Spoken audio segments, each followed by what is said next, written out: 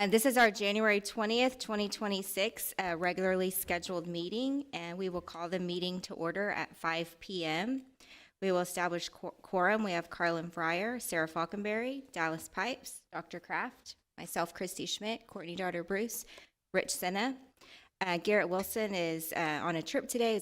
Ran a little bit unexpectedly long, so he may or may not be joining us, but we'll see if he can make it. In closed session, we will discuss A, pursuant to Texas Code Section 551.074, discussion regarding the superintendent's annual evaluation and contract. B, pursuant to Texas Code Government Code 551.074, deliberation regarding matters related to employment, appointments, resignations, terminations, retirements, and reassignments. C, pursuant to Texas Code 551.0821, deliberation of personally identifiable information about a public school student. And D, pursuant to Texas Code 551.072, discussion of purchase, exchange, lease, or value of real property. So with that, it is 5:01, and we will convene in closed session.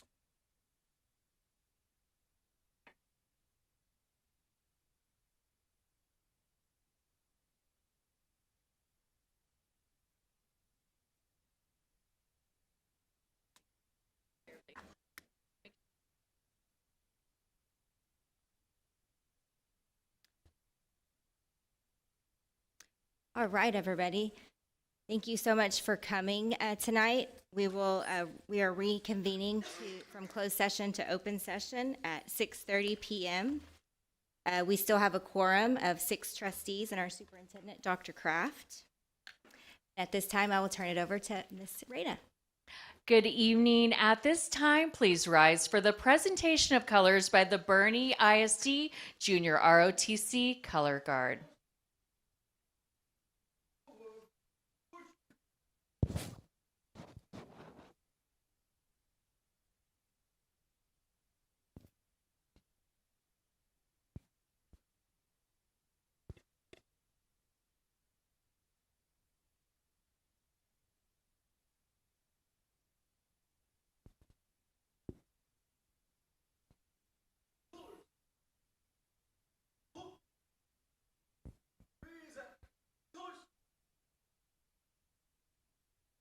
Please join our students from Herff Elementary and Van Robb Elementary as they lead us in the Pledge of Allegiance and the Texas Pledge.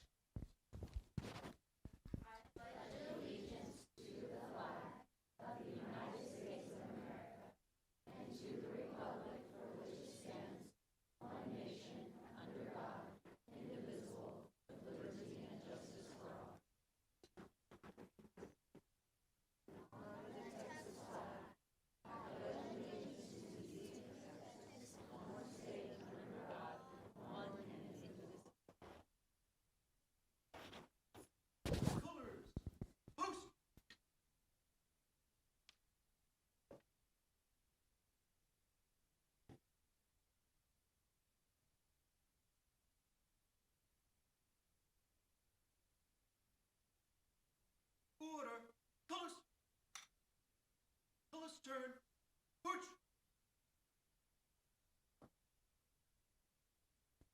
Please remain standing for a moment of silence and prayer.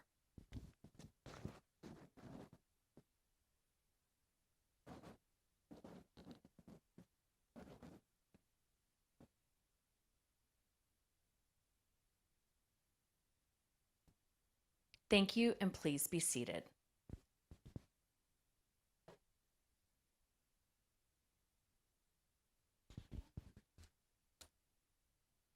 Madam President and trustees, our students from Herff Elementary and Van Robb Elementary have some great questions for you this evening.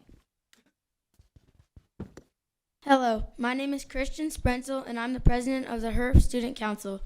I have a question for y'all. Have y'all ever made a decision that y'all regret making?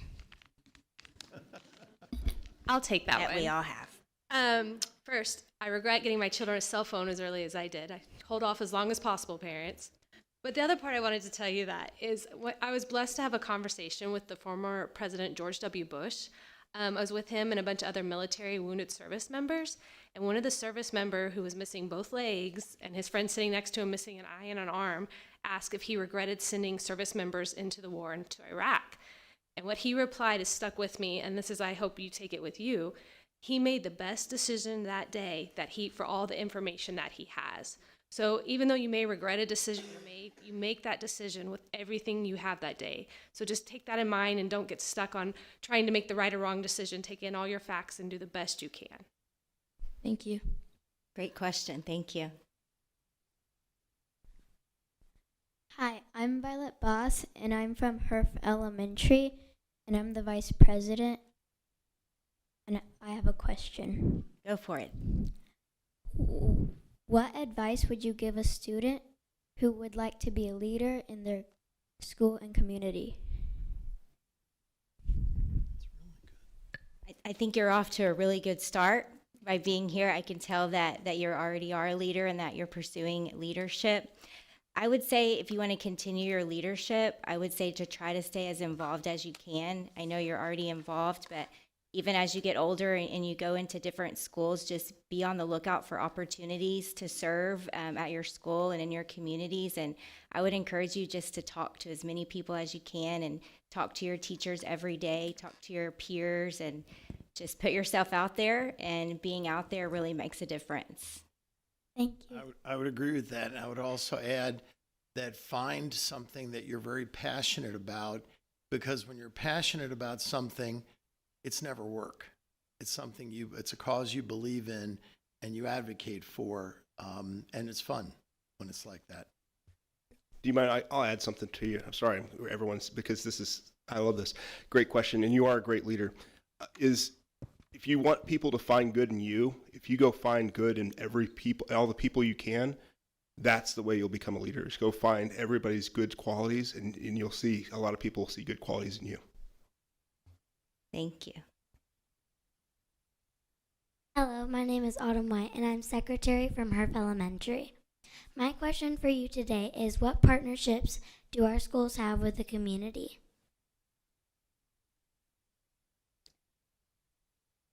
Dr. Kraft, would you like to? I know Dr. Kraft does a great job of, I think all of our board members, we're all involved in different committees throughout our committee. We all serve on school committees. We all serve on community committees to try to, bridge the gap between Bernie ISD and other entities. And Dr. Kraft's done a really good job of kind of forming new possibilities for us as well, if you'd like to share. Sure. So great question. I always love having our students here to drill us on all things that are important to you. And so I would say some important partnerships that I have as a superintendent is working closely with our city manager in Bernie and the city manager of Fair Oaks, and also our county commissioners and folks in elected office. And I also work closely with Amy Story at the Bernie-Kendall County Economic Development Council. And so I get to be part of a lot of interesting conversations as we plan amazing programs for all of our students. And Doss Greenhouse, which is tucked away over behind Starbucks, is a great partner with the school district in helping us explore all the ways that we can help our students become entrepreneurs. That's just the tip of the iceberg. Can I ask you what you do as secretary for your organization? Yes, ma'am. I do all the community slides for my student council meetings. So I make things for Good for the Soul that we have at our school, and I make things like food drives and pet drives, all that stuff. Very good. Thank you so much for sharing. Thank you. My name is Arjun, and I'm the president of the Van Rob Elementary Student Council. And my question is, what do you hope a student feels when they come to school? Your name is RJ? Arjun. Okay, Arjun. Nice to meet you. Thanks for being here tonight. I'm going to take this one. I think our hope as a board is we always want to put our students' needs first. And so we hope as students, when you walk on campus, I think first and foremost that you feel safe. I think safe is what we promise to your parents. We want you to feel safe. And we have a great partnership with our law enforcement, and we've got SROs, student resource officers on campus. So we want you to feel safe. I'd say we want you to feel seen. So when you walk in and you've got teachers that are standing at their door and they're giving you a handshake or a high five. Does that make you feel valued and seen maybe when you walk through the door? So I think that one's important.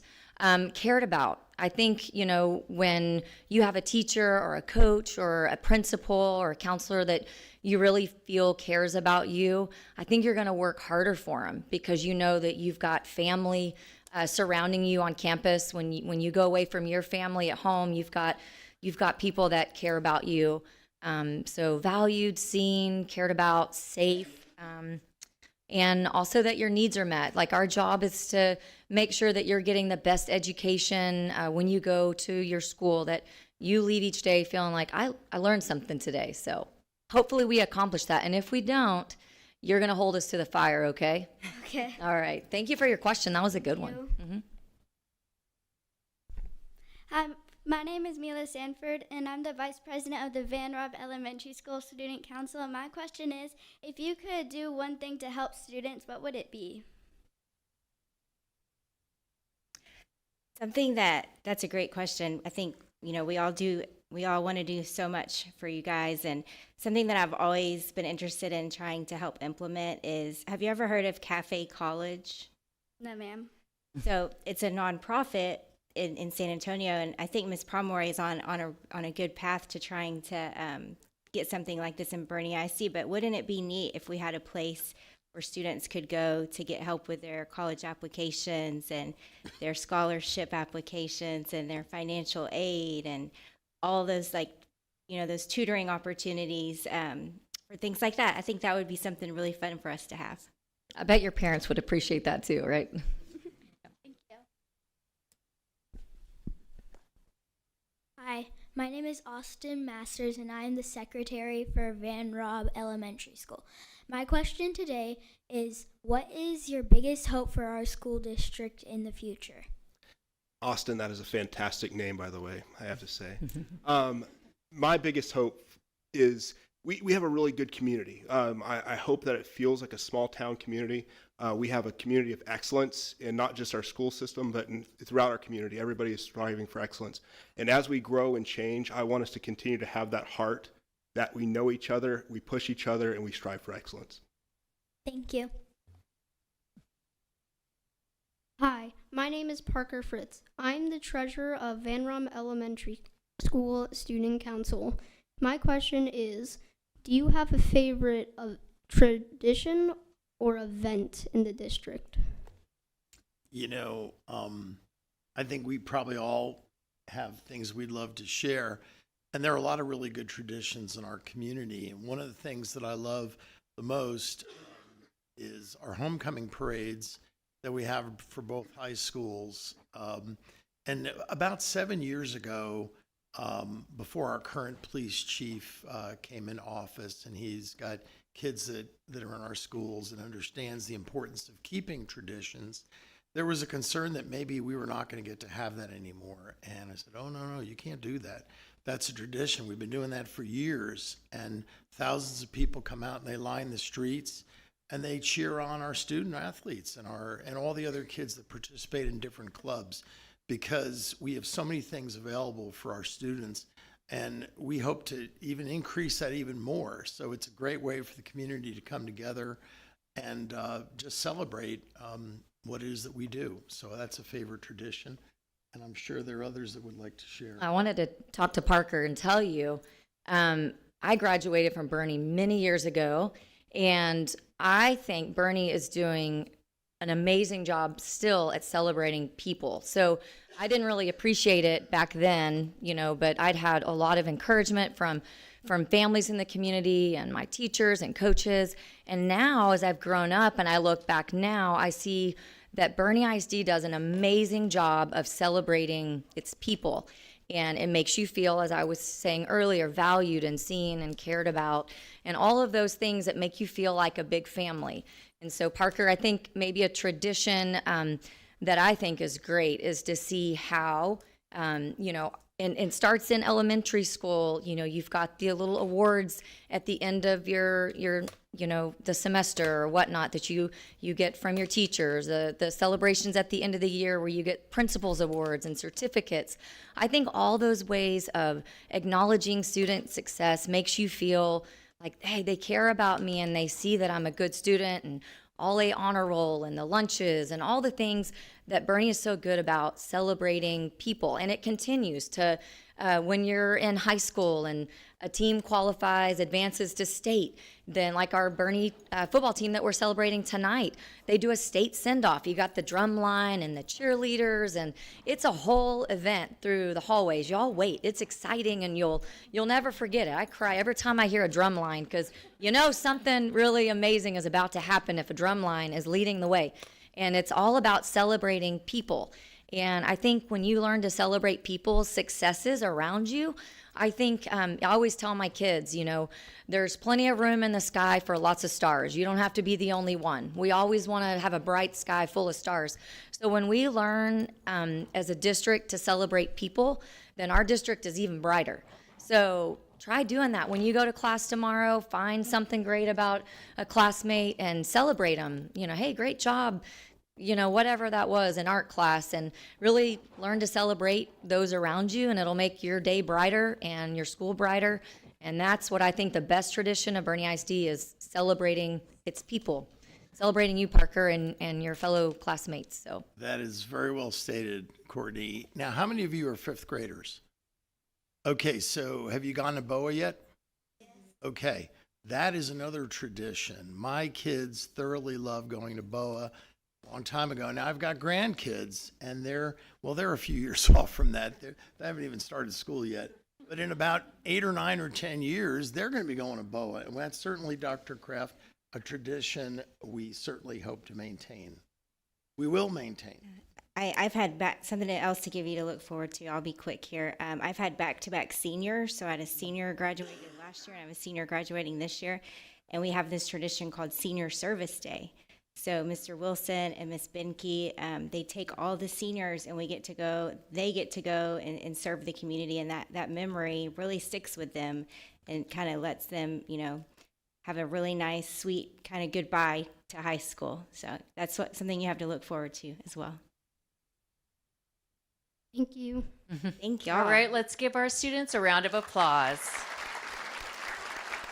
Students, you could be seated. Thank you.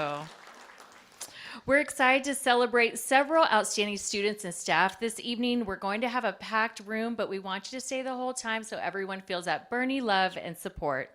Now, if everyone could please turn their attention to the screens for a very special video in honor of School Board Appreciation Month.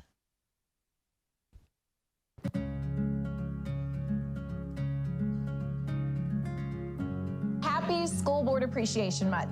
We want to thank all of you for all that you do for us. As a mom, your neighbor, and proud principal of Fair Oaks Ranch, we see all that you do, taking your time, your energy, and all of that you just volunteer to bring our community together to help our students, our staff, and all of our citizens become one big part of the Bernie Advantage. Happy School Board Appreciation Month. We know we have the best in Bernie ISD, and we appreciate everything that you all do, from Jennifer Escamilla and Kendall Elementary. We are blessed in Bernie to have a board that's so involved and in tune with our local community and advocates so fiercely for everything that our students and teachers need to be so successful and to give our students the Bernie Advantage. And happy Board Appreciation Month. We are deeply grateful for your genuine commitment, your vision, and your ongoing love for this community. Happy School Board Appreciation Month. You truly make a difference. For your dedication, your leadership, and your countless hours of service. Your commitment to the students, staff, and the community makes a lasting difference. We love you here at CHS. Happy School Board Appreciation Month. To all of our board members, from myself and Olive Faber Elementary, I just want to say happy Board Appreciation Month. Happy School Board Appreciation Month. We are thankful for you and all you do in supporting us here at school with our students and staff. Thank you for just investing in us and committing your time and energy and just resources to our community and our school district. Thank you, Bernie ISD School Board. Our HERF Hawks appreciate how much you care about us. Thank you for loving our staff, our students, and our community. You are the best board all around the world. We love you. Happy Board Appreciation Month. Just want to say thank you. We would not be an A-rated district without a lot of important pieces, and the school board is definitely one of the most important pieces. And straight from Bernie High School and Greyhound Proud Land, I want to say thank you, and hope you have a great month being recognized. And we just want to say happy School Board Appreciation Month. We want to say thank you from the hearts of all of us at Cibolo Creeks for always making decisions that put kids first, right? Yeah. Thank you. Thank you. Let's give our board a round of applause. At this time, I'd like to invite Madam President, our trustees, and Dr. Kraft to join me on the floor for our commendations. Parents, get your cameras ready because we're going to have a really fun night. Saddle up for our first commendation as we recognize Champion High School visual arts students Sophia Cosita and Brenham Sloan. Their exceptional artwork earned them top honors at the San Antonio Rodeo's Western Art Competition, with each student receiving a $10,000 scholarship. Thank you to their art teacher for their guidance and support. Congratulations, we're incredibly proud of both of you.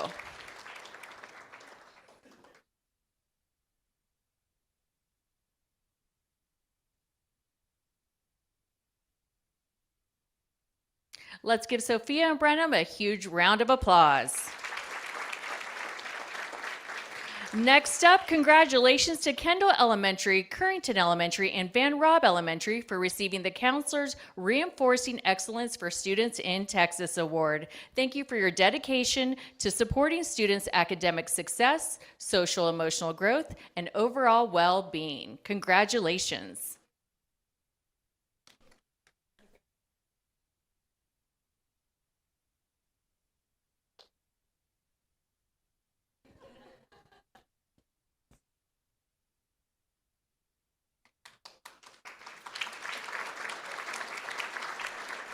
Congratulations to Bernie High School and Bernie Samuel V. Champion High School for being named as silver members on the 2025 AP School Honor Roll. This national recognition from the College Board celebrates schools whose advanced placement programs are delivering results and broadening participation for students in our community. Congratulations.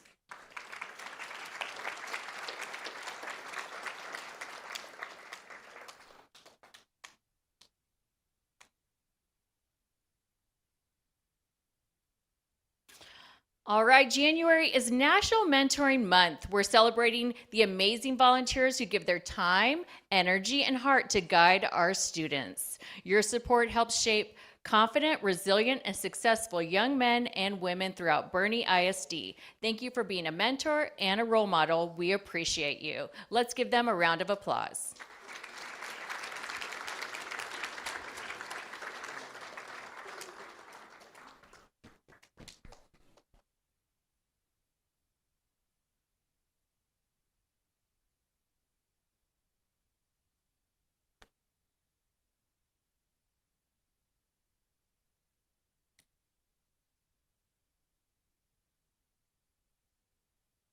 Let's give them one more round of applause.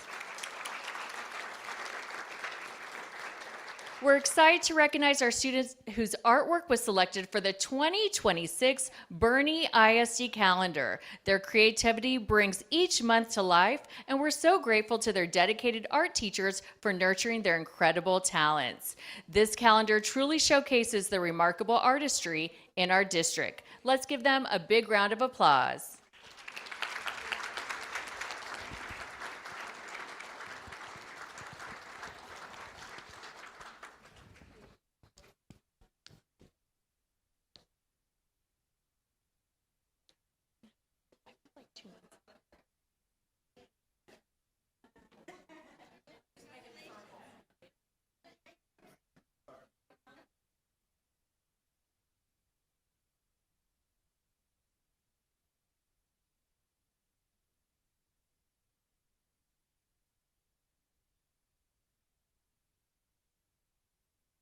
All right, let's give them one more round of applause.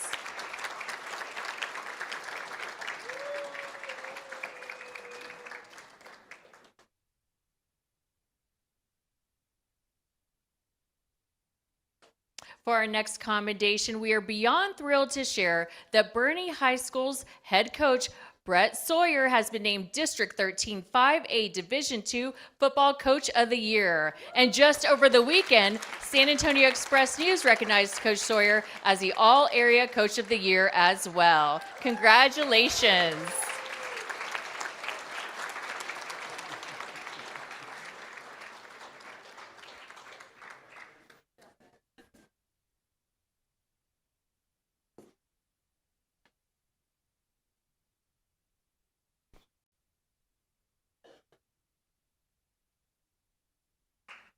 Now we've got to keep Coach Sawyer up there for our next commendation. We're excited to announce that the Bernie High School varsity football team brought home the bronze. These Greyhounds fought hard all season, making big plays, showing unstoppable drive, and tackling every challenge head on. Congratulations, your team finished strong and left it all out on the field.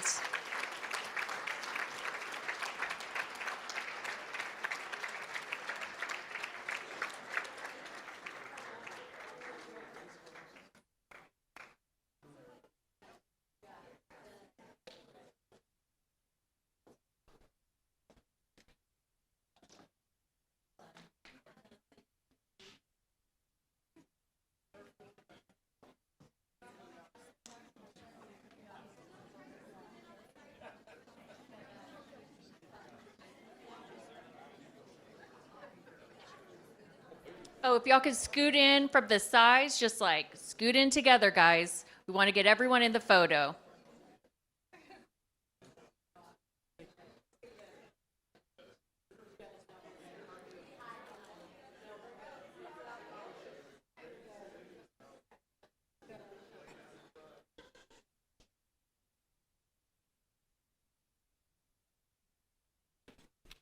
Scoot in just a little more. We're all family here.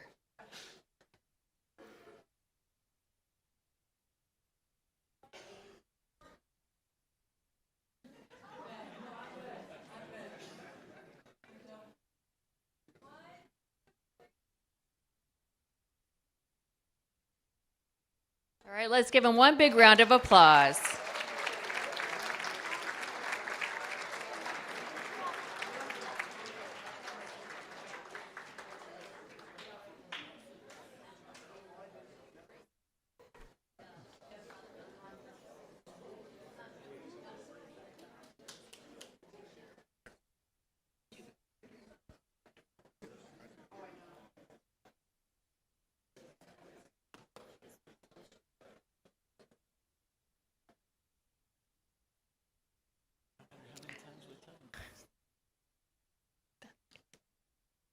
All right, next up, we're excited to share that the Bernie ISD Finance and Purchasing Department are the recipients to 2 awards from the Texas Association of School Business Officials. They are the recipients of the TASBO Award of Excellence in Financial Management and the TASBO Award of Merit for Purchasing Operations. Congratulations. Let's give them a big round of applause.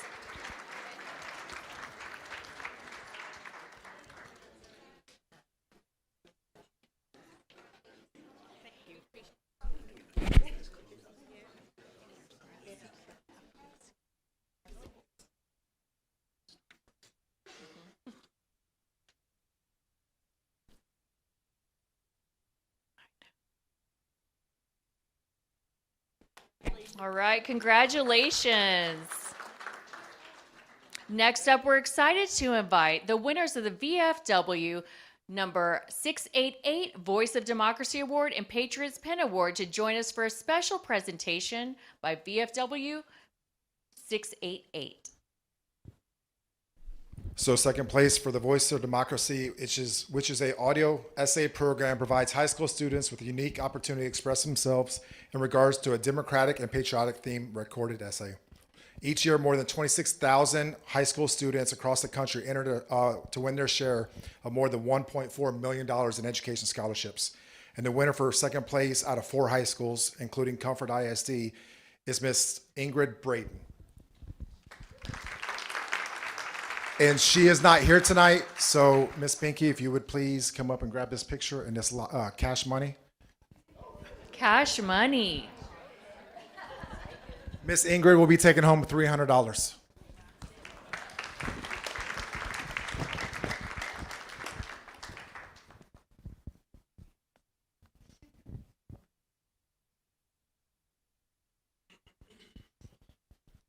And next, we also have the Patriots Pen, which is a middle school education fund for all middle schoolers.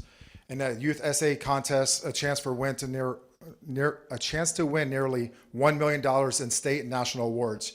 Each first place state winner receives a minimum of $5,000 at the national level. At the state level, $500 at state level, and $5,000 at the national level. The essay consists of anywhere from 300 to 400 words, and this year's theme was, "How are you showing patriotism in the support of our country?" And Miss Second Place from Bernie Middle School South is Macy Smith.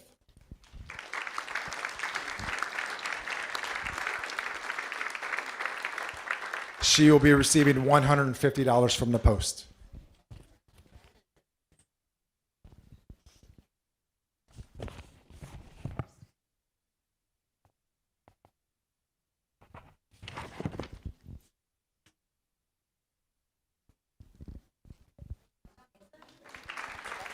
In first place will be Camden Todd from Bernie Middle School South. He will receive $200 for the Post, and Camden also won the District 13, which consists of 12 other districts, and he will receive $300 from the district, totaling $500 cash.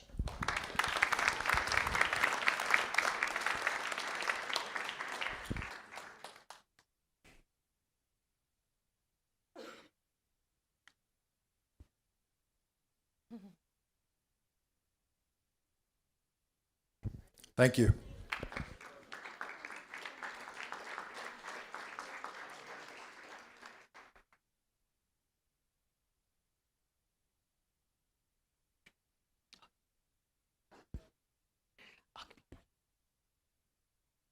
Madam President, trustees, and Dr. Kraft, it is our honor to recognize this month's Core Values in Action recipients. We're proud to recognize Jim Harmon for exemplifying Bernie ISD's core value, every child, every day, and Lindsay Cromus for exemplifying Bernie ISD's core value, respectful relationships. Our Director of Special Education and Section 504, Annie Sider, will share a few words with you about them. Jim Harmon unfortunately wasn't able to be here tonight, but I want to note that he is our special education curriculum coordinator who believes in every child every day. He works with staff and families to ensure every student is engaged, enriched, and inspired, fostering an environment of high quality learning experiences for all students. Jim supports teachers through training in areas of inclusive practices, specially designed instruction, accommodations, and modifications. Jim is dedicated to developing and implementing strategies that ensure every student is in a learning environment that captures student curiosity and fosters active participation. He continues to build strong relationships with families, educators, and students.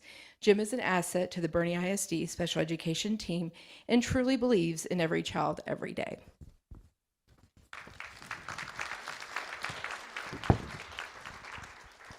We have Lindsay Kermis, who oversees our PEAMS data, training of Empower in all TEA special education compliance areas. The core of effective special education compliance and program success lies in respectful relationships.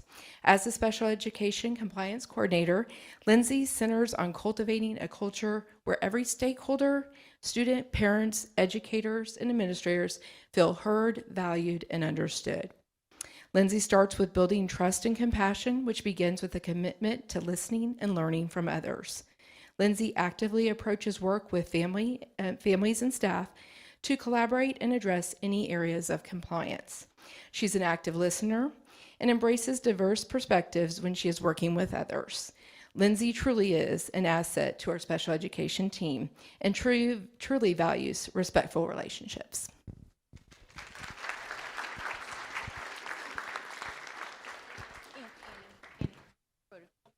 I'll take your paper.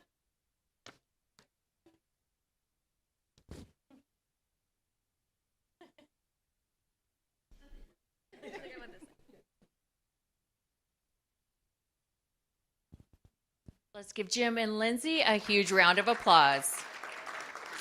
At this time, it is School Board Appreciation Month, so Dr. Kraft would like to say a few words. Thank you so much, Miss Raina. Well, you saw the wonderful video up front, and thank you to all of our school leaders to always saying yes to being on camera. But I have a lot of fun at this time of the year because I can go through my phone and find all kinds of special memories and things that have happened in the past year. So if you go to the next slide, I just want to give a tremendous shout out to our team of 8, because we have accomplished so much together in just this past year. And really one of the highlights is delivering our Aquatic Learning Center that happened right before Christmas. And so you can see a picture there of our ribbon cutting, but also just pictures of the team in action. And as your superintendent, I just want to say thank you for your partnership, for your leadership, and your service. These folks, school board trustees, are always on call. They're getting texts and calls from me, all hours of the day. And I just want to say thank you to this team for your leadership and for everything that you do to make Bernie so special. We can't do it without you. So thank you.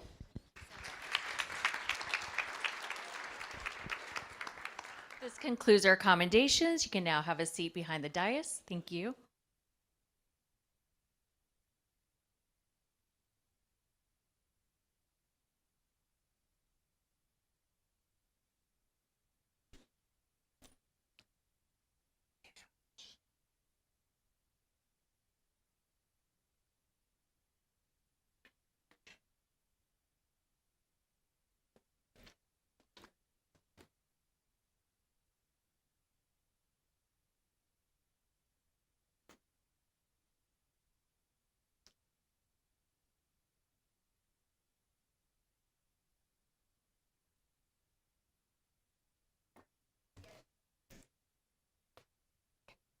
Tonight's Bernie Education Foundation Wow Moment takes us to Currington Elementary, home of the Cougars. Thanks to a BEF grant, students are enjoying sensory pathways. Let's check out the video.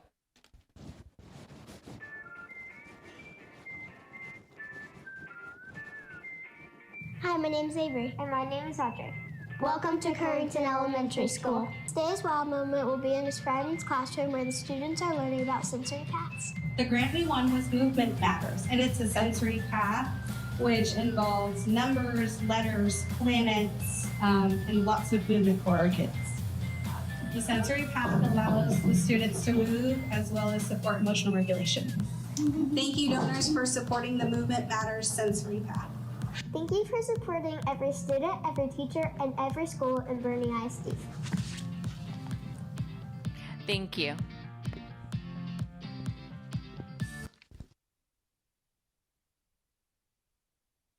Thank you. I've seen the students using those when they're standing in the hall. They're really, really awesome. Love that. All right, next we have visitor comments and testimonials, in which we have no one signed up to speak tonight. Number 5, we have consider action, if any, regarding items discussed in closed session. First, we have requests for approval of routine personnel items. Madam President, I move the Board of Trustees approve the personnel report as discussed in closed session. We have a motion from Carlin Fryer. I second. Second from Dallas Pipes. All in favor say aye. Aye. All opposed, same sign. Motion carries. Thank you, Board. Next, we have discussion and possible action regarding superintendent's annual evaluation and contract. Madam President, I move the discussion and possible action regarding superintendent's annual evaluation and contract proceed as discussed in closed session. We have a motion by Courtney Daughter Bruce. Second by Carlin Fryer. All in favor say aye. All opposed, same sign. Okay, motion carries. Next, we have the consent agenda. Do any board members have any comments regarding consent agenda? I would like to point out that the approval of the 2026-2027 calendar is in the consent. Anyone would like to comment?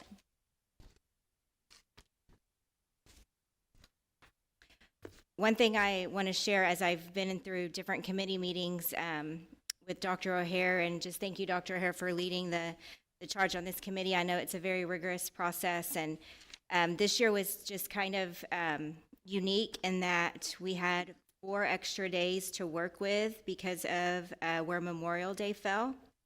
So that gave us a little bit of extra creativity. So we have an extra long weekend in February. We have extra day off at Thanksgiving. We've also added the Blue Star Days, which represent our parent-teacher conference staff days. We had tremendous amount of community support and voting this year for the calendar. So I just wanted to point out that thank you for all the calendar meetings and all the steps that went into that. It looks great. Let's see if I can get this thing. There we go. Just like to thank Dr. Jane Burton as well. She did a lot of our subcommittee work and carried the load in working with the teams to develop the drafts. Thank you. All right. Anybody else?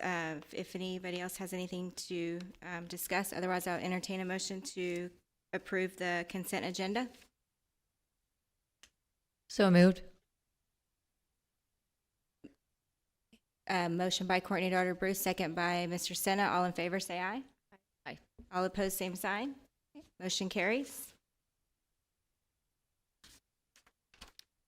Next, we have governance. So we will start with our board member reports.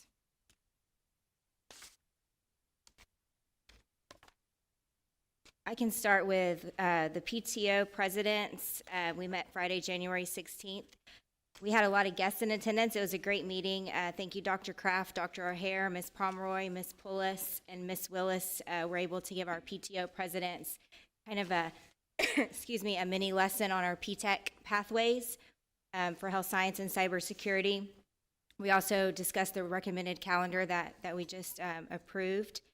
We talked about enrollment campaign efforts for the next school year. We always like to share kind of fun events going on, and just, to name a few for the spring PTO events, South is doing a South Con. We have a lot of mother-son events and spring flings, color runs, cowboy breakfast, glow dance, family bingo night, and painted parking spots. So all the fun things going on in the spring, and I'm excited to announce that we're meeting February 6th, and we'll be meeting at the Care and Share Center for that meeting for a tour.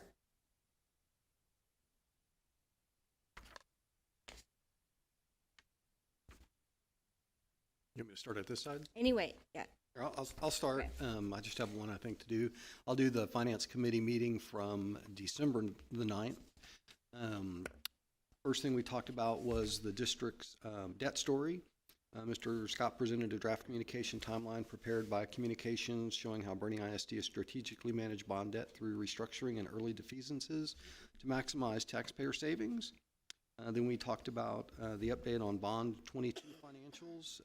We've delivered strong bond management results, completing almost all of the 2022 bond projects. We had a discussion of upcoming RFQs. Mr. Scott and Mr. Ashley informed the committee on upcoming RFQs for professional services, some common philosophies associated with them, and then solicited feedback from the committee members on those philosophies. RFQs help to maintain transparency and to ensure local vendors are aware of the opportunities with the district. We received an update on SHARS. Ms. Baumgardner informed the committee of the results of the 22 SHARS appeal process and discussed the benefits of remaining in the SHARS program. We had a discussion on information about TEA will recognize a successful VADR. Mr. Scott informed the committee regarding TEA's process for identifying and appropriately updating the funding associated with the successful VADR. The district expects the update to be reflected in the TEA summary of finance in February of this year. And finally, we discussed House Bill 103 bond debt database, and the committee was informed on the basics of HB 103. The decision points the district is working through in order to meet the January 1st, 2026 deadline. And then our next meeting was January 14th, and I think Mr. Senna is going to discuss those results. Right, I'll pick up. Thank you, Carlin. What was covered on our meeting on January 14th was a bond update. We voted several months ago at our November meeting to defease $14 million of the 2016 bond series. We had dedicated $4 million on that last year. And then next year, in February of 27, we will have another large payment of $17 million on that. And that will really whittle our debt down from the 2016 bond series and save taxpayers $26 million or more in future interest payments. So that was a really good update. Anna Webb presented our quarterly investment report for the second half of the year. We accrued over $2 million in investment performance, whether it's the general fund or the debt service fund. And the portfolio returns closely track the 90-day U.S. Treasury bill benchmark. And then Wes shared with us a one-page summary of our kind of a Bernie ISD finances in a snapshot in one page to give people a really good idea of where our district stands in funding per pupil. And for those of you that don't know, we have about between $2,000 and $3,000 less per student based on funding formulas in the state compared to the average district in Texas. So financial management and good oversight is always essential for that. Next month, we'll get a presentation of our audit report from our auditors, Weaver and Tidwell. We got a brief overview. It was a very positive audit. And then Jill Rhodes-Pruitt shared with us, the RFP that went out for voluntary benefits, the dental, the life, the vision, short-term disability, all those features. And they'll be coming forth with a new vendor for that. Some other things on the debt that Wes mentioned was since our last bond passed in May of 22, $165 million bond, we've already paid off close to $46 million, which is about 28% of the total principal. And I think if you ask the average homeowner, have you paid off 20% of your home mortgage in the first 3 years? They would say no way. But that's been done in this case. So not only are we defeasing a lot of the 2016 series, we're paying off quite a bit of the 2022 series. Additionally, within the last year, we've paid off the 1999 series, which built Middle School South and Kendall Elementary, and the 2002 series, which gave an addition to North, and those have been paid off. So Mr. Scott had a good report on our debt management. And the other, there's really no legislative committee update, but I will say this much, that usually between sessions, and before you know it, January of 2027, we'll be here, and we'll be back in Austin advocating for Bernie ISD, but there are always interim charges. And right now, the Senate Education Committee does not have a chairman. Its vice chairman happens to be our state senator, Donna Campbell. I don't know if she'll become the chairman or not. We'll find that out, I would imagine, in the next couple of months. But we'll keep a close eye on the interim charges. And this is something we've never done before, is to develop legislative priorities for the interim. But that's something we may take a look at. And I'll begin working on that with the committee and perhaps have something for our next meeting. All right, am I going to go next? All right. Carlin, help me fill in the gaps if I miss anything. Carlin and I attended the Bond Oversight Committee looking at, and just, the phrase promises made, promises kept.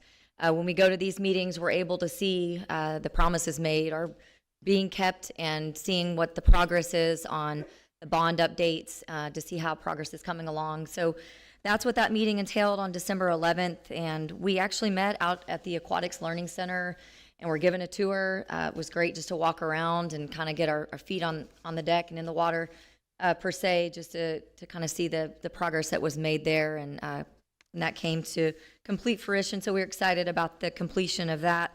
But we were at that meeting just updated on all of the aspects that went into the Aquatics Learning Center. So we were able to talk about the MRTA competition pool and all the great features that it brings, reduces currents and turbulence, giving our swimmers the same high quality conditions found at other UIL competition venues. So we're going to attract the best competition. We have the best swimming athletes in the state, probably even the nation. And so we are going to attract these amazing athletes. So we want to provide our athletes with the best competition pool, which we have. And so we were able to celebrate that and the completion thereof. the facility standards, meeting the ADA standards that was required with ramps to all areas, pool lift for those in a wheelchair. So it really is a home run for the pool. Looking at the automated filtration system, chemical systems, watching the process, and we got to walk back in the room and see everything, and it's like a well-oiled machine in there, literally. So dark sky friendly lighting, meeting the city requirements. The facility was designed with long-term needs in mind, so additional seating can be added. There's plenty of space, but I think the idea is to kind of live there for a little bit and see where things kind of situate out. So it was exciting to see that. I mean, this is what we have, but there's changes that can be made to the locker room area. We want to continually improve and make things better and better. But you know what? We are excited about the slam dunk pool that we have for our athletes. They deserve the best, and it was exciting to celebrate them at the ribbon cutting. So that was just one of the things we discussed at the meeting, and I'll try to keep the rest short. We received an update on the Bernie Middle School South renovations and the timeline and the proposal. A bond status was also provided for overall construction, land acquisitions, renovation, and project status. The technology provided an update on the 2022 bond projects as well, completed projects that included phone system refresh, the data center refresh, the audiovisual refresh, the device upgrades that are substantially complete at this point. The network and Wi-Fi refresh is partially complete, with remaining portions still in design. So we are making great progress there, but it was encouraging to get an update on the technology side of things. Also, Melanie Lee, our Director of Transportation, that lady is Superwoman. She was able to give us an update and reporting that a total of 22 buses were purchased. This is exciting news. They're all equipped with 3-point seat belts, air conditioning, hooray, automatic braking systems. In addition, we have a white fleet Suburban was purchased using bond interest earnings, so showing fiscal responsibility. Bernie ISD is amazing and being responsible with all of our money and our funds, so we want to make sure to celebrate that. And all vehicles are currently being used for special education routes, and we get to talk about the community-based learning that's being had, the extracurricular trips that are going on, and general student transportation. So gaining 22 buses with AC, that's a win for Bernie ISD. We don't have to borrow buses, and these buses are reliable, and we are excited that was a part of this Bond 2022 package. So we are excited to update you on all of that, and I will continue on if y'all will let me, unless Carlin, did I miss anything on that, bud? All right. So for the policy committee, that was a meeting that we had to reschedule for today. That happened this morning. Christy Schmidt, Dr. O'Hare, Jill Rhodes-Purin, Larissa Flores, Krista Pomeroy, and Wes Scott were in attendance along with Dr. Kraft. And we were able to go through and review, discuss local policy revisions for TASB, which is Texas Association of School Boards, for the Localized Policy Manual Update 126.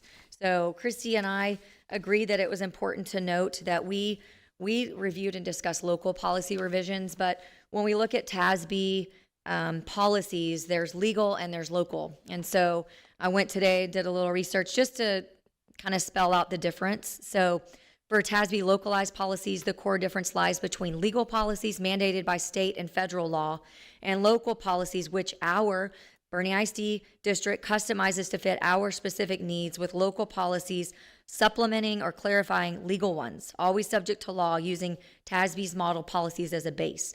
So I'd like to think of legal as the must do and the local as the how we do it, and we adapt for our district's needs. So just in short, what we discussed today, our discussion was centered around aligning policies to legislation and updating language throughout. And then also the annotations with the proposed edits to local policies were discussed. It was a lot of changes, but we were able to go through all of those today, which will be, we can refer back to those as needed. So is there anything else that I missed on that, Christy or Dr. Kraft? I think you did a really good job explaining it. Dr. Kraft, is there anything else you want to add? I would just add, for the record, this is the first reading tonight. And then if you have questions as you're studying your board packets, please reach out and you'll see this item come back next month. for second reading and possible adoption. And a lot of these policies are connected to all of the legislative action that took place over the summer. Thank you for clarifying. I will say it's a new committee this year, and it's been very beneficial to be able to, have the person whose department is going to be managing that to be able to explain it to us and, talk about it as a group. So I think it's been a really good committee to add. I attended the Program and Evaluation Committee on December 16th, led by Ms. Flores and Dr. O'Hare. We talked about three main things. The first one being the P-TECH program update. We reviewed the new crosswalk approved by the San Antonio College for Cohort 2 and beyond. We highlighted the rigorous and intensive coursework students will complete. Students can earn up to 65 college credit hours and an Associates of Science within the first 4 years. And for cybersecurity, we have a projected enrollment of about 42 students as of December 16th, and for health science, 186 students. So that's really exciting. We talked about elementary instructional framework review. A committee has been formed to review the elementary instructional framework, including instructional minutes and the 90-10 dual language model.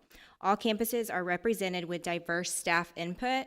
The committee is working to ensure certain state and local required components are adhered to, such as the 45-minute daily intervention, 30-minute recess, and compliance with PE minutes. For dual language, the goal is to extend the English language development instruction time for students. And the goal is to develop recommendations for ELT and Dr. Craft by March of 2026 for 2026-2027 implementation.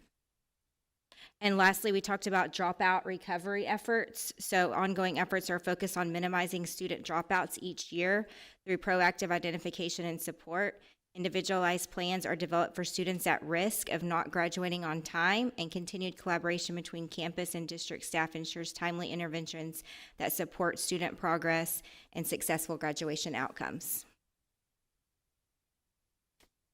And our next meeting is January 29th for program and evaluation. Thank you, Dr. Craft and Ms. Flores.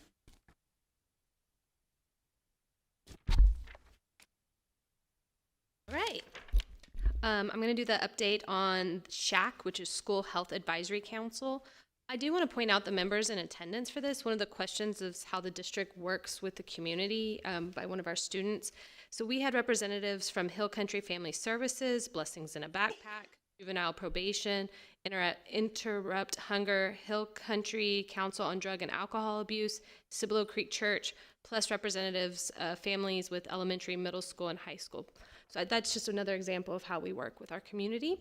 On the agenda, we did the legislation updates on House Bill 2849 and Senate Bill 25. Both bills outline expectations for developing a recess policy for the district. SHAC members, we discussed mandated requirements for daily unstructured playtime and discipline related to recess. We also identified areas regarding further research. We asked for some questions to be clarified and outlined the next steps to move to the policy development process of this. The committee is expected to make policy recommendations by May 2026, and we'll receive additional guidance from the state by January 1st. So I'm assuming we've received some of that. And we'll hear about that in our next meeting on February 3rd. That's all I have to report.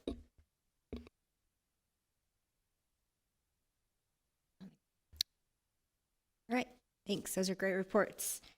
Next, we have Dr. Craft for Superintendent District Updates. All right, so we are back and strong in school. Our first day, as I've shared with you about a week and a half ago, we had 11,179 students, and then we had 79 new students enroll second semester. So we're very excited about that. And January, means course selection time, and so our families will be getting more information about the courses that they're selecting. Students and parents have been busy attending sessions already, but you'll see more information coming out from the school district and in the school newsletters. And very excited, this will be our second year. On Saturday, February 28th, Ms. Pomeroy and our school counselors have set aside time on a Saturday for parents to drop in and have a quick conversation. Sometimes you just need to talk face to face, 10 or 15 minutes, get your question answered, so they can move on right along. And so last year was the first year we did it. It was very well received. Parents were so thankful of the opportunity to just drop in, get their questions answered, and help them, move on forward with the plans for next year. So thank you to Ms. Pomeroy and all of our school counselors who will be there for middle school and our high schools to support our families. And last week, I sat with our middle school and high school leaders in the principal meeting, and just really excited to say the collaboration is off the charts for our middle school and high school leaders as we think of the secondary level, not just 6 to 8, but really a 6-12 progression, because our students are making lots of decisions that will prepare them to go into high school strong. And we're very excited about our numbers for P-TECH. So when you think about it right now, our 8th graders, do any of you have an 8th grader? No? Okay. 8th graders will be our class of 2030.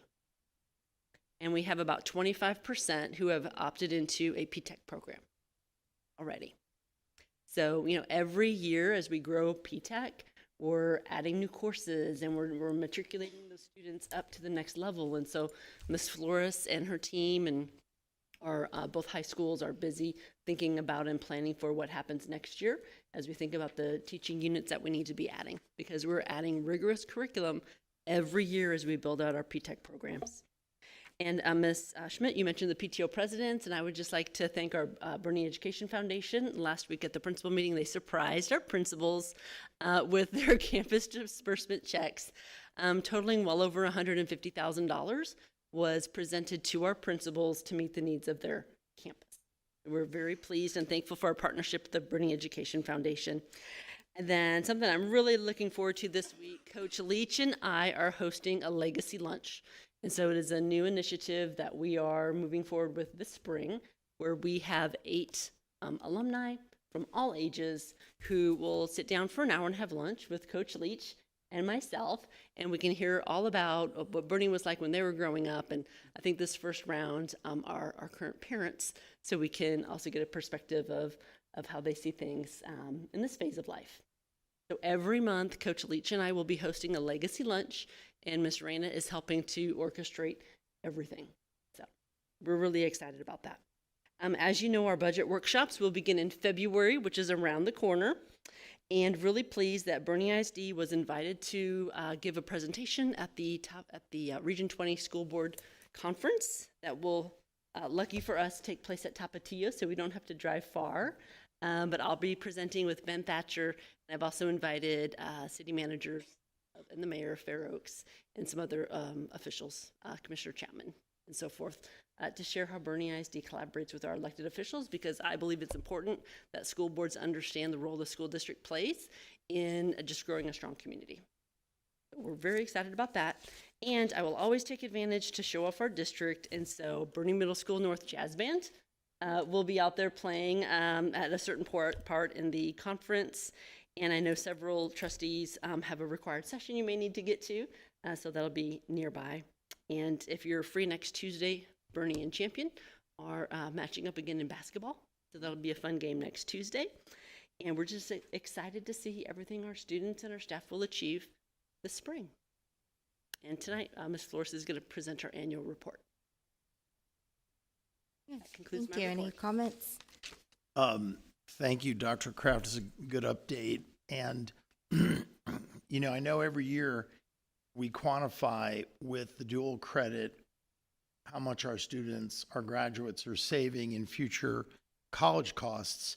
But that's, I suspect, going to be nothing compared to when we are generating 200 plus graduates a year with an associate's degree. It'd be wonderful to quantify that. It was good information to know. Thank you very much, Dr. Kraft. Up next, we have actions, and we have from instruction, Ms. Flores.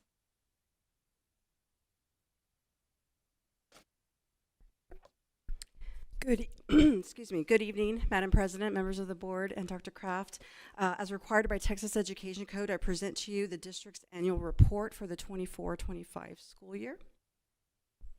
Everything that I will be discussing this evening ties directly to all 4 pillars of our district scorecard. The district's annual report is a compilation of several reports divided into 8 sections. And we're going to start with the largest report, which is section 1, the TAPER, or the Texas Academic Performance Report.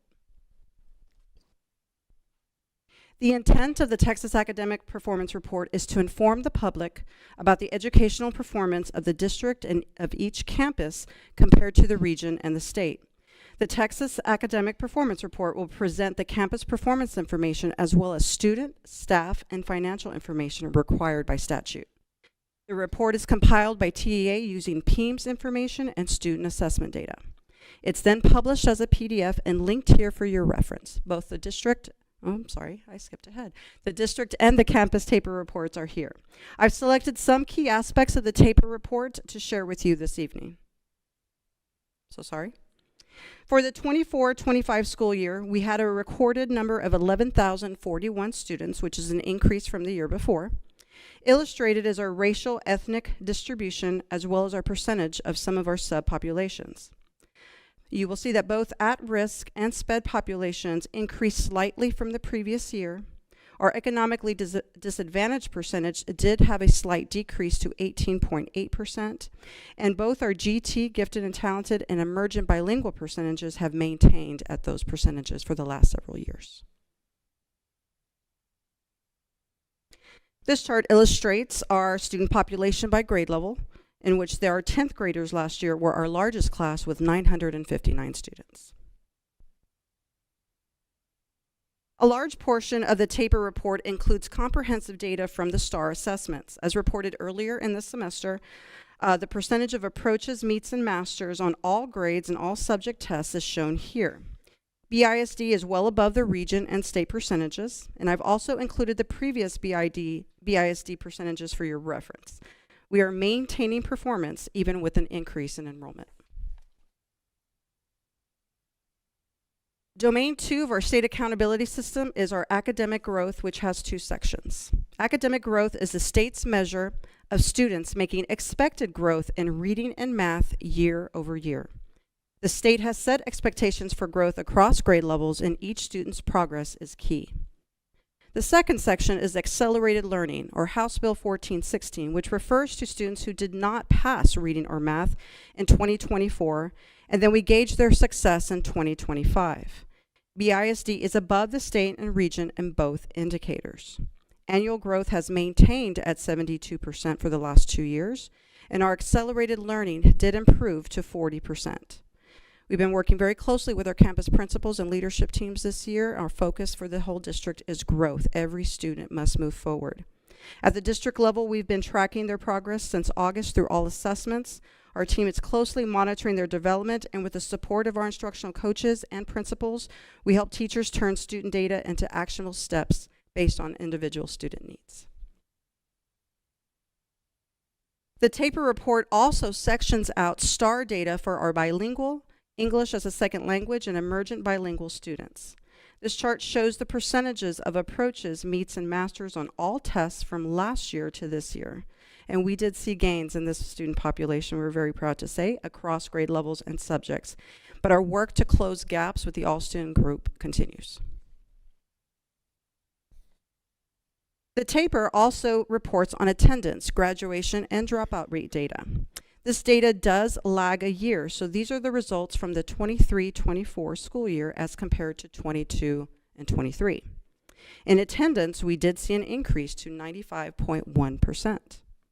Our 4-year graduation rate, which is the class of 24, increased to 98.4. And as a comparison, the region is at 88 and the state is at 90. Our dropout rate dropped to a 0.2%, and just for reference, the region is at 2.4% and the state is at 1.9. Again, Bernie ISD doing very well in our recovery efforts. The TAPER also reports on college, career, and military readiness. We had a 5 percentage point increase from the class of 23 to 95% for the class of 24. Our CCMR numbers compared to previous year's data, and the region state is represented in the first set of graphs. I then wanted to illustrate the comparison in the college readiness and the career readiness portion of CCMR. For college readiness, we did see an increase to 85%. For career military readiness, we saw an increase to 40%. CTE completers is a new indicator on this report. And a CTE completer is a student who takes and passes 3 or more CTE courses in a program of study. We saw an increase to 50% for this graduating class.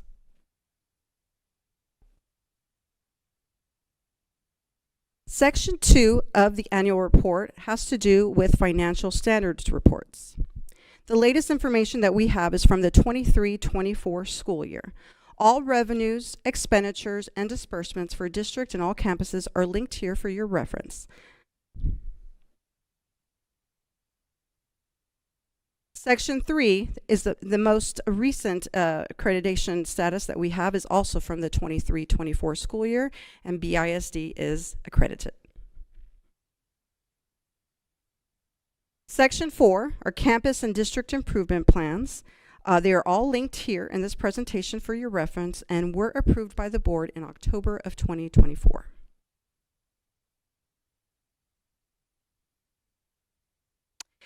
We are required to report on any violent or criminal incidents that occur on any of our campuses under Section 5. But for the 24-25 school year, BISD had 0 incidents of this level that occurred.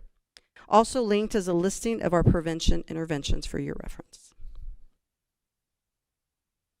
Section 6, as part of the annual report, reports on student performance in post-secondary institutions during the first year enrolled after graduation from high school. The data is compiled by the Texas Higher Education Coordinating Board. Unfortunately, as of this morning, the Texas Higher Education Coordinating Board has not updated their website, which is where the data is pulled from. So once it is updated, I will then add to this report and it will be posted on our website. Section 7 requires that each district to include as part of its report the progress of the district and each campus in the district toward meeting the goals set by the board under early child literacy and math plans, which is for grade 3 at the MEETS level, and CCMR plans. This graph shows goals compared to actual results for the 24-25 school year. Each campus contributes to the district goal, so campus principals with their leadership teams and in collaboration with the teaching and learning staff set these goals based on previous third-year STAR data and current year student progress data. The state goal is at 60% for grade 3 math and reading. Currently, they are at 50% for reading and 44% for math as compared to BISD. Since the release of the TAPER report in late December, we will take some time to review the data and the trends with campus leaders, and then we'll be coming back to you later in the semester the House Bill 3 goals for the next 5 years for your adoption. And finally, Section 8 is the glossary. The TAPER glossary provides definitions, describes methodologies, and lists sources for each data point in the TAPER report in both English and in Spanish. The district's TAPER will be posted on the district's website within 2 weeks after this meeting. Paper copies will also be available at the district central office and on each campus in the district. And for questions or more information, my contact information is there for anybody who needs it. At this time, Madam President, I'm requesting a public hearing for the BISD 24-25 District Annual Report. Thank you. It is now 7:42 p.m. At this time, we'll open the public hearing and take comments from the audience. Does anyone have comments regarding the 2024-2025 annual report? Okay, at 7:42, we will go ahead and close the public hearing. At the heart of our work is a simple belief: every child, every day matters. We know that students thrive when they are surrounded by respectful relationships built on trust and collaboration. We pursue excellence through integrity, holding ourselves to high standards while doing what is right and transparent. And in everything we do, we remain grounded in our commitment to serving our students, our families, and community with care and purpose. I will now take any questions. I just want to say thank you for you and your team and for what y'all do. your leadership in that area, and to reemphasize, being held to high standards. And I know that Bernie ISD, I love how we get to see data, and that gives us, an objective view at, kind of at a glance of what our students are doing and how they're performing. And it's not lost on me when I see all those percentages that is a lot of time spent at each campus, each administrator overseeing in meetings and really trying to set goals and achieve them. So I just want to point out what stood out to me is when we look at different categories, we see attendance up, we see the graduation rate up, we see CTE involvement up, CCMR rate is up, college readiness is up, and dropout rate is down. And so I just want to say thank you, because all those percentages, they point to a story is that we are setting goals and superseding them. So thank you so much for your efforts, and I think it's exciting to see the progress made along the way. The campus leaders are the ones who do the work, and so I'm very proud of them, and my job is just to support them. It's amazing to see the campus leadership and the administration there, and the belief in our schools are amazing, and it's because of leadership. So we appreciate your leadership as well. I have to say, I'm always impressed. Our numbers, I mean, it goes without saying, we have great people. So thank you for that. Our numbers are always impressive. I do have some questions. They're not really regarding to our district, but whenever I see this CCMR, which I've learned a lot more about CCMR once I was sitting in the seat than I did as a, just as a parent. And then college readiness, I love our numbers, but speaking to the region, and I hear attendance things too, just south of us, they have some issues there. But is that, our region is consisted of basically San Antonio and then a lot of rural areas. Or is this more of what side is dragging that down so much in the region? That I don't have direct information about. I was just curious. I would have to go district by district to research. Don't waste your time. I'm just kind of curious if there's some outliers or something that we can learn from where those, where the disconnect is.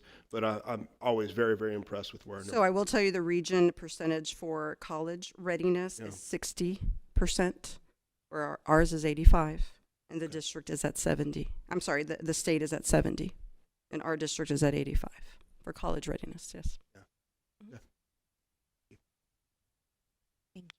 Yeah, Larissa, thank you for the report. I'll echo a lot of what Courtney shared. There's a lot of numbers on these pages, and I had fun circling by grade, at or above, meets, masters, and with a few exceptions, it did seem like a solid majority of the grades and the topics, whether it was math or reading, showed a little bit of improvement. And when you're at 90%, you're not going to go from 90 to 98. I mean, if you could pick up 1 or 2 points, that's great. So I noticed there was a pretty good amount of that. There were a few grades that went the other way. There were two, I especially was heartened by approaching meets or masters among our bilingual population, which went up from 63 to 68. And if I'm not mistaken, a few years ago, maybe I'm wrong, it was in the 40s somewhere. We've seen like really dramatic, and I know Triana comes and gives the presentation on that, and there's been huge progress in that area. Laser focused. That's what I like. Yeah, that's very encouraging. I did notice that 7th grade math, it must be an outlier. Did the test get harder? Or? So Senate Bill 2124 moved all of our advanced students starting in 6th grade, so they do take an accelerated path.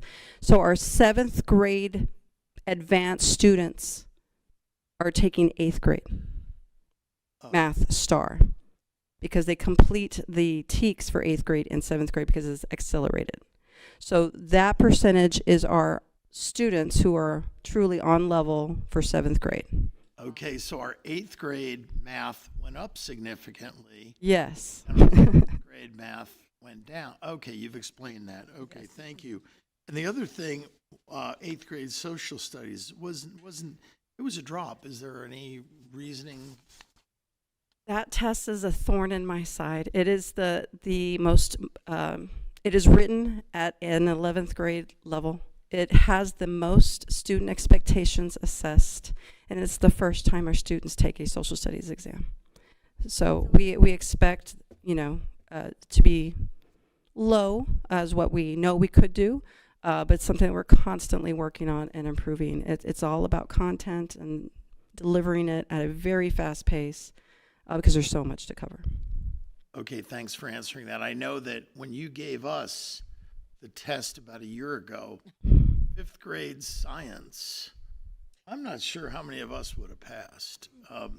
Now, it's been a while since I took 5th grade science, as you can probably figure out. But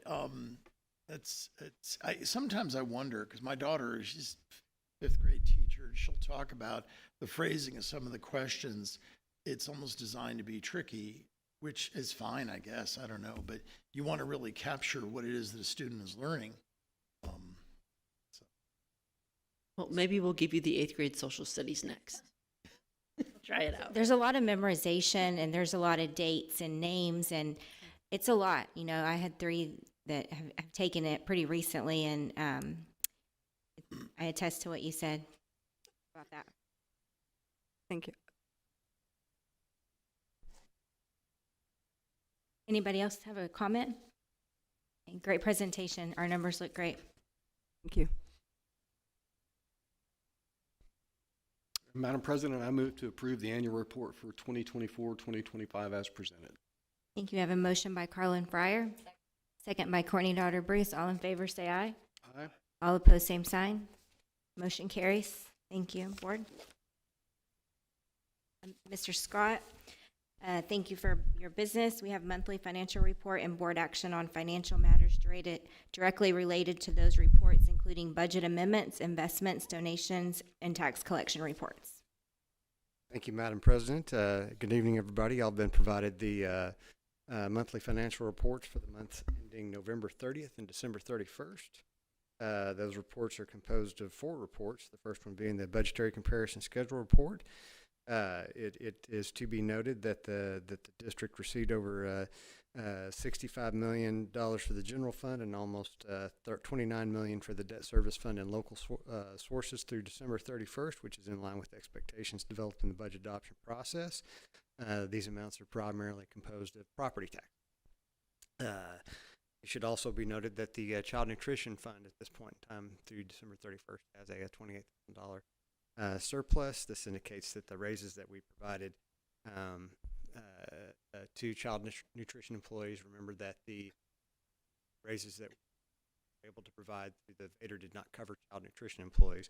So it's good to know that that surplus indicates that that child nutrition revenues can sustain those raises, which were within our expectations. Okay. The second report is the budget amendment report. We'd have no budget amendments for consideration in these months. The third report is the donations report. The district received over $26,000 and $420,000 and $29,000, in donations for the months of November and December, which is highlighted by over $350,000 from the Bernie Education Foundation for campus disbursements, and which Dr. Kraft mentioned just a little bit earlier, and the teacher incentive grant. The fourth report is the tax collection report. Tax collections for December are within expectations. Highlights include almost $92 million in collections through December 31st. That includes over $2.5 million in taxpayer savings through the early pay discount that the district provides. And 80.2% of the 25 levy is collected through December, which is just a little bit lower than last year, but generally within expectations. At this point in time, I would be happy to take any questions or concerns regarding the report. Wes, on the tax collection report, I was really surprised. So the November, we were only 0.06% behind last year, and then December it jumped to 1.01% behind. Anything from the appraisal district or the tax collector that's indicated that? Nothing from the appraisal district that would indicate that, but we've seen year to year some variation month to month on who pays and who doesn't pay. I expect that in January we always seem to be. They're due in January, so December you just get a 1% discount anyway. So hopefully we catch back up. I was just surprised the variance from November to December. Yeah, I noticed that as well, and I was wondering, seeing that today is the 20th of January, do we have any idea of how collections are coming this month? We get reports throughout the month. I don't have that number with me right now. I can provide that. Yeah, because I remember last year, we were a little bit behind the year before because everyone was making pretty good interest on their accounts, but we pretty much caught up by the end of January, certainly by the end of February, we were caught up, and I think we ended the year a little bit ahead of the previous year in tax collections.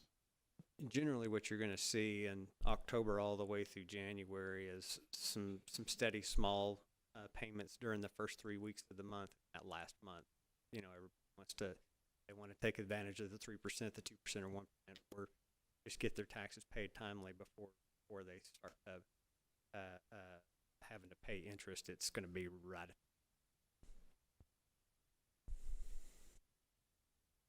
Yeah, because we see almost 2.6 million in discounts for paying taxes early. Only question I had was investment income. At our finance committee meeting, Anna mentioned it was like 2 million for the calendar year. For our fiscal year, how much is it so far? I'm trying to remember. Do you remember, Carlin? I think it was 800,000. I think it was 800 if I remember correctly. 800,000 for the general fund. Yeah. Yes, sir. Yes. And what did we budget? What did we budget? What did we budget for that? 600,000. So we've already exceeded halfway through the year. Yes, sir. Okay, that's good. That's good. The other thing I noticed, I went back a year and I compared our expenditures as a percentage of total budget for the 25-26 budget compared to the 24-25 budget. And it's almost identical to where we were at this point halfway through the school year, like 0.1% off. And we ended up with a small surplus last year. TASBO did the study showing, I think it was like 8 or 9 months ago, that 63% of districts expected to have a deficit in 25. We didn't. We had a surplus. Any idea of what that's looking like for this school year? For the state is what I'm wondering. For the state, not for us. No, sir. I have seen surveys where folks talk about that, but I cannot remember those numbers off the. It'd be interesting to see because there was an infusion of $8.5 billion into public ed, and you read all these stories about these districts that are struggling, and looks to me like we're in pretty good shape. That was it. Anybody else have a comment or question? I move to approve the budget amendments, donation report, and tax collection as presented. Second. Motion from Christy Schmidt, second by Carlin Fryer. Sorry. All in favor, say aye. Aye. All opposed, same sign. Thank you, Mr. Scott. Future business.